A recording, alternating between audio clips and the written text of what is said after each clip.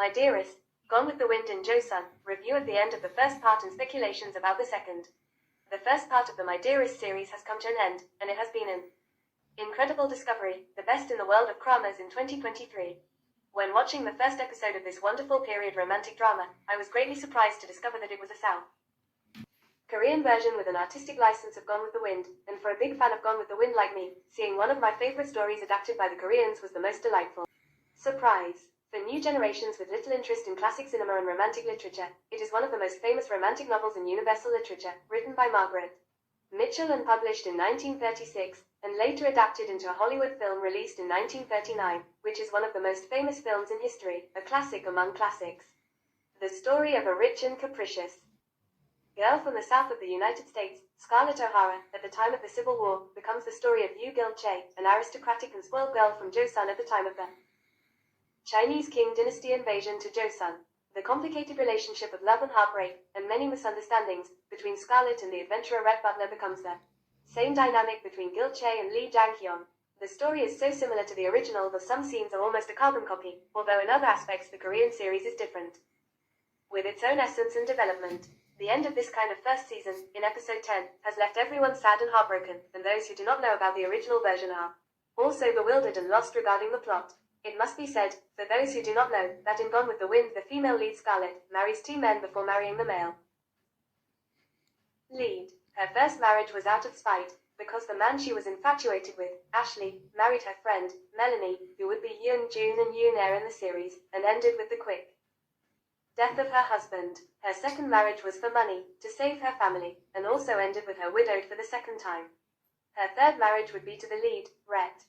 Knowing that, I should have been better prepared for what we saw in episode 10, but I wasn't. Nothing prepared me for the way they did things.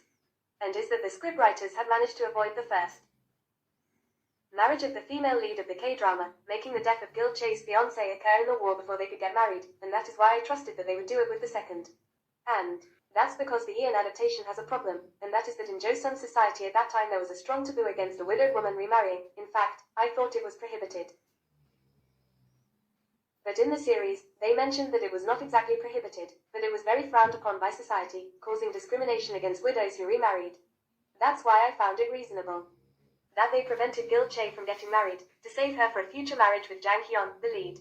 But according to what was seen in episode 10, it seems that our Gil-chae married the annoying and deceiver officer in love with her, something that raises doubts about the future development of the series, especially if they want to follow the path of the book. Maybe they're holding on to the fact that our Jang-hyun is a guy who doesn't give a damn about his reputation and wouldn't mind marrying a widow, assuming Gil-chae is going to be one, despite the scandal it would cause. There is also the small possibility that after he left Joseon, a miracle occurred and the insufferable officer passed away before the marriage was consummated.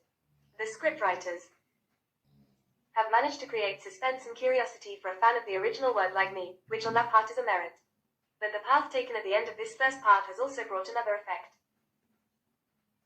and that is to generate controversy and hatred regarding the female lead Gil-chae. Look, in Gone with the Wind, Scarlett made Rhett's life miserable, mostly because of her excessive infatuation with Ashley, but still Scarlett never deliberately did as much emotional damage to Rhett as Gil-chae did to Jang-hyun in episode 10.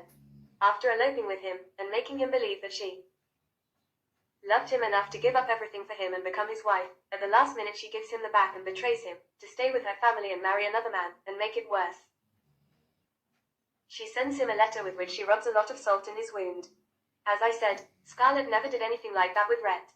The 2 times she got married, she didn't think she was hurting Rhett because it didn't even occur to her that he might have sincere and deep feelings for her.